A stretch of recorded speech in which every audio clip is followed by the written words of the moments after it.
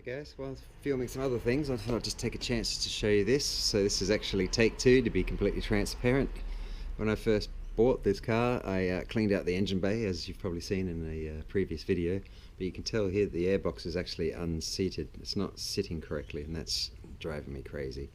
So I've had a look at the filter itself. It's actually it's filthy, and it looks like it's a paper one that wasn't fit right or put around the wrong way. It's gained water, and yeah, now it just doesn't fit. So I'm going to change this with a K&N filter, which I'll show you a bit later.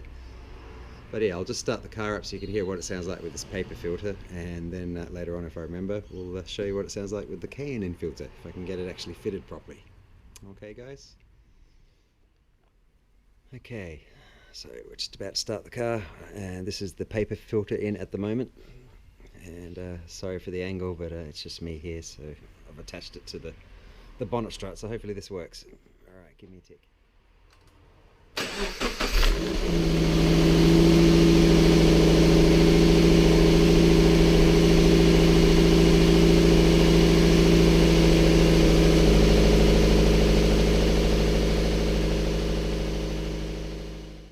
Okay guys, while the light is good, I'm going to do my second attempt at trying to replace this air filter. It's supposed to be a 5 to 10 minute job, but I tried it when I first bought this car and it just would not start. So hopefully I've already filmed the cold start with the paper filter in. And again, as I've mentioned before, you can see that it's out of line. And I've tried to put it in, but it looks like I have to take out the whole airbox just to see why it's just not fitting. So what I've done to remove this airbox, you're going to need a 10mm socket. Okay, it appears to be a bolt here, and I don't know if you can tell, but there's a bolt just here as well. I was going to do this outside, but it just started raining, so while I've got some good light, I thought I'd attempt this. I'm going to take all of this out, so this had to come out, and to remove this, there's just a little tab. So this was slid on here like that.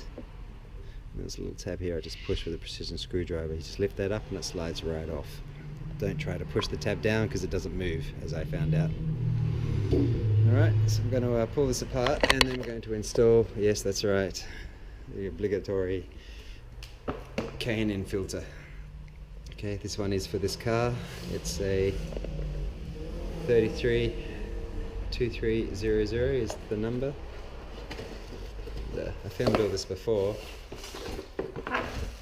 which is why it's now in a plastic bag, so I've already tried this once. So this came pre-oiled, okay. And as far as I can tell, it's got all rounded edges except for one square, so that should tell us which way it goes. And the large side faces in, I'm guessing. So let's get this off and see if I can actually get it seated properly. Alrighty. Okay guys, we're back. The GoPro battery went flat. Just a little tip for anyone with a GoPro 2, if it just stops working, it may not be the battery, just pull it out and stick it back in again. It usually resets anything from freezers or whatnot as well, so just try that before you freak out. Okay, so I've got this off now. Unfortunately, one of my sockets fell down the back of the bed pan down there, or the floor pan, whatever the hell that thing's called down there, the heat shield. I thought I'd lost it for good. I just bought a new tool set, so that would not have been healthy. So I had to remove the whole airbox anyway. So again, it was just a screw just down here, one here, and this little clip which you actually flip up the tab. You don't push down and it just slides right off. Just be very careful. I'm pretty sure that's the air sensor connection there. And we used a Phillips head screwdriver just to remove this to take it off. So if we go have a look now at the actual car filter, not the car. So it's supposed to be sunny today and the weather's just gone terrible, so we have the airbox out now. This is recording. Okay, so now that we have it here, you can see this is where the filter goes in. This should be the clean side. You can tell here, look, it's not even seated properly. This is why it wasn't even fitting. Look at that. So I'm just going to go ahead. So generally, oh look, Subaru, that's nice. Denso, made in Japan. Sorry, I digress. So yeah, generally you don't have to take this out of your car, okay? So you just do this clip here, this clip here, and it's supposed to come apart. This doesn't have to be connected. And then you just remove your filter. And if you look at this one, obviously because of the damage, yeah, it's filthy. Okay, so we're going to replace that. Yeah, it does. So it does have the corners. So you can tell here this has the square corner. Same with this one. So that's the square corner here. Go this way, and that's the square corner there. So if we have a look from this side, it was supposed to be like this and fitted. Yeah, see that slides in straight away. That's where it was meant to be in the first place, but someone had put it in backwards. As you can tell, there's the arrow there. It was like this, the water had seeped in, and it's obviously, you can tell, it's just swollen, now it doesn't fit. So now we can go ahead and, well actually I'm just going to go clean all this before I do, and inside of the box. Luckily it's not damaged, which I was worried about that there'd be a clip broken, but it's not, so it just looks like a ill-fitting filter. So I'm just going to give all this a quick wipe and a clean, and then we'll put this filter in and then put it back in the car, and we'll do a startup video too so we can compare. Thanks guys. Okay guys, so the light's gotten a little bit poorer, but I've cleaned out the airbox, okay, both halves. So this is how it sits in the car when you're actually looking down at it, okay. And this is where the filter was. You'll notice that it has the square end which goes down the bottom. So you can see here there's a square end here as well, and the rest are round. So with this K&N it also has a square end, so I'm guessing it fits in here like this. Okay. Like that. Then this closes over the airbox. You can see the two tabs here. It goes in like that. Okay, and then closes. That's what it should have looked like closed in the car with the clips on. Okay, underneath as well. Okay, but before I put it together and put it back in the car, I'm just going to, you can see how shiny this is on the, oops, not recording. You can see how shiny it is on the inside, so I thought while I'm here, I'll see if I can take these out and just give them a quick polish with the Aearonjer. I've had this for literally 20 years and I've just started using it. This is a great metal polish, I've been using it forever. Okay, so we'll just give these a touch up, see if I can bring them up to niceness, and then we'll put the rest of this back together. Okay, cheers guys. Okay guys, I don't think this is recording, so I'll try again. So just before I put all this back together and the K&N filter in, I thought I'd just take a quick chance while it's all out of the car. Again, I've cleaned it all up. But yeah, just to polish up these little aluminium brackets. You can tell that they're actually quite shiny when new. So they've oxidized slightly, so a bit of metal polish, some paper towel, polishing rag, a couple of earbuds to get into the corners down here. Alright, and yeah, put on a podcast, and this should take about half an hour, I guess, just to get it up nice and shiny and respectable. Alright guys, so I'll let you catch up when I'm done. Cheers. Okay guys, just an update. I've been polishing them, they came out really, really well. You can see how shiny that is. Just a little bit of effort, and it just really transforms just a simple airbox. And also too, if you're going to put an air filter in your car, keep your stock stuff, because if you have a defect or you need to swap back to stock, it's going to cost you a lot of money to find another one. So keep all your stock stuff.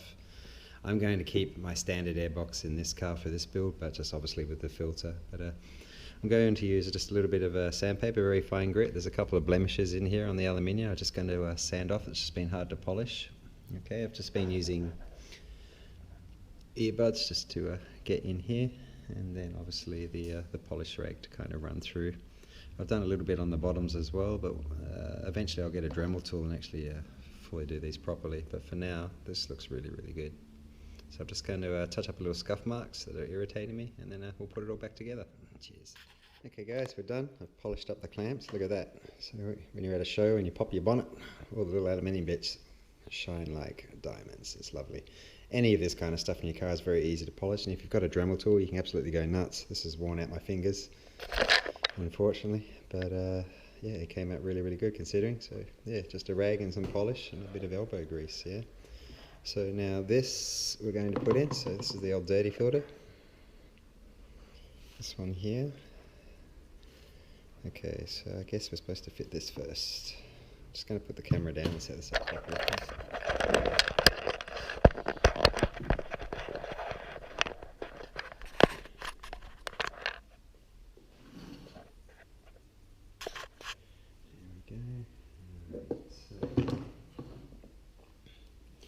I'm going to put it all here and then put it in the car, because I had such a problem trying to put this back in last time. So this goes in here. Like such.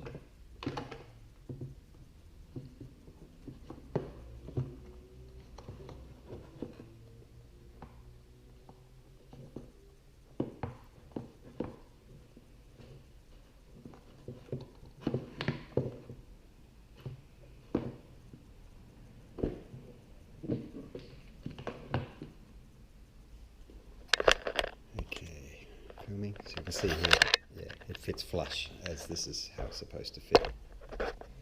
Okay, and you've got the square end down the bottom here.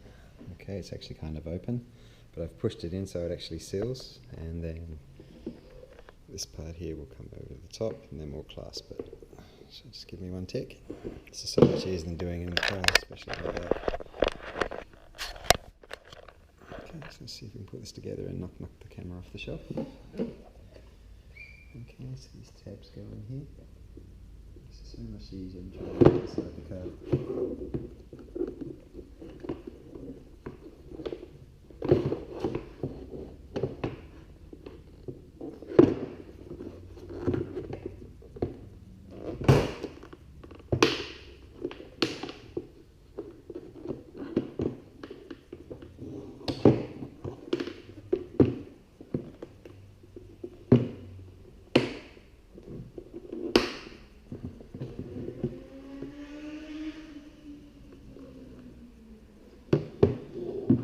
That's a relief. I've been putting this off for literally months because of this problem. I was freaking out that it was warped or something.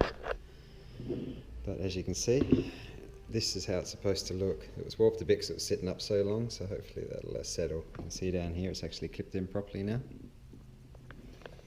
All around. It does expose itself slightly just here, but it serves as a gasket, so it's still sealed. You can see here this is where the air goes in.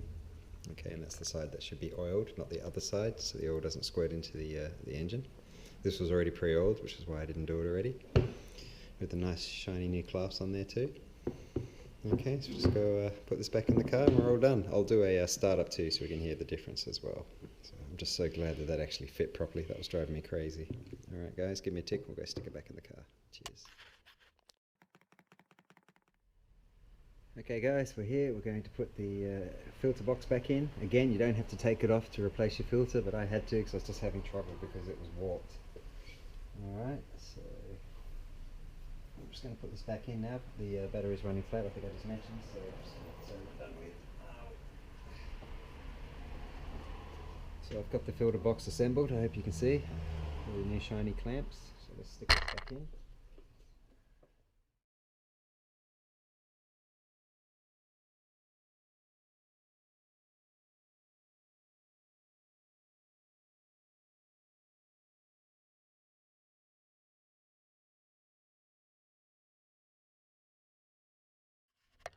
We'll do an engine start.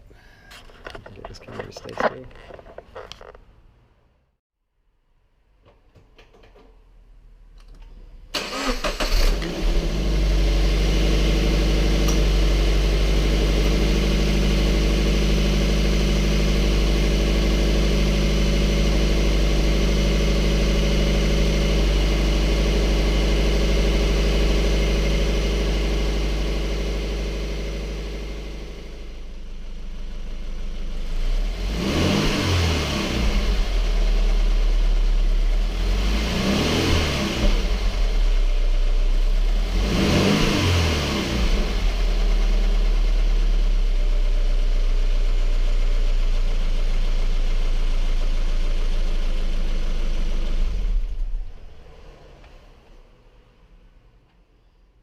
Okay guys, good timing, the battery's just about to go, but there we go. Hopefully I've recorded the startup with both filters. But, that's what it looks like when we've all finished it off. See what I mean? Just a little bit of shiny makes the big difference there. But now we've got the K&N filter. Once it's registered, we'll start doing some drive-bys.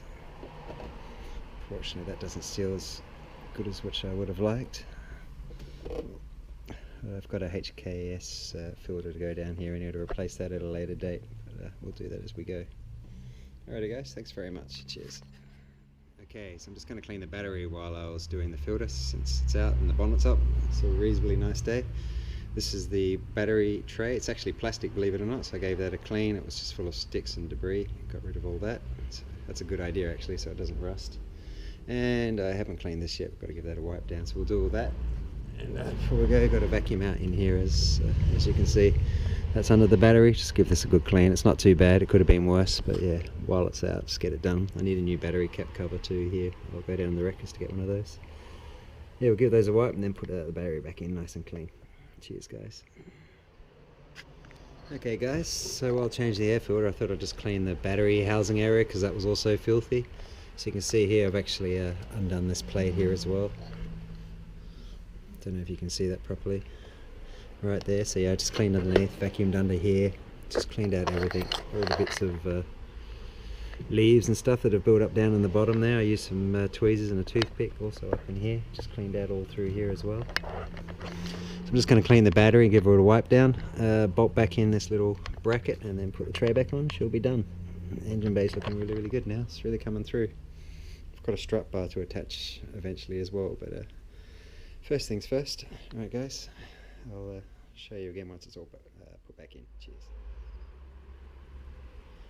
Okay guys, so I'm done. I've cleaned the bracket. Again, I do have an aftermarket one which I'll put on after it's registered, but this will do for now. It's not even rusty, so I didn't have to paint it or anything, so it's just a good clean. Battery gave a bit of a scrub, cleaned up the terminals with some steel wool just to get a better contact, cleaned all around here. Remember, don't tip your battery over if you're ever taking this out or cleaning it, or try not to. Okay, and always remember negative off first, then positive. Okay, then negative back on, then positive, so just remember that as well. I cleaned the tray. This actually took quite a few goes. Kept turning up filthy every time I cleaned it. This goes under the battery and has a couple little pegs here to sit in. Okay, I think I've already mentioned, I took off the bracket down here as well. You can see this one here, just to clean it up, as I said, so I'll just go bolt all this back in and I'll show you how it looks. This was all clean, I've showed you before. Okay, one tick, here we go. Okay guys, and there we go, there's the battery fitted. Obviously I still need a positive cap that was missing when I bought it, so I'll pop down to the wreckers and grab those when I get the grill and the inside plug. And just a reminder, I don't think I mentioned, you need a 10mm socket or a spanner to get this off. These are all 10s. Okay, so it's all nice in there, nice and tight, nice and clean.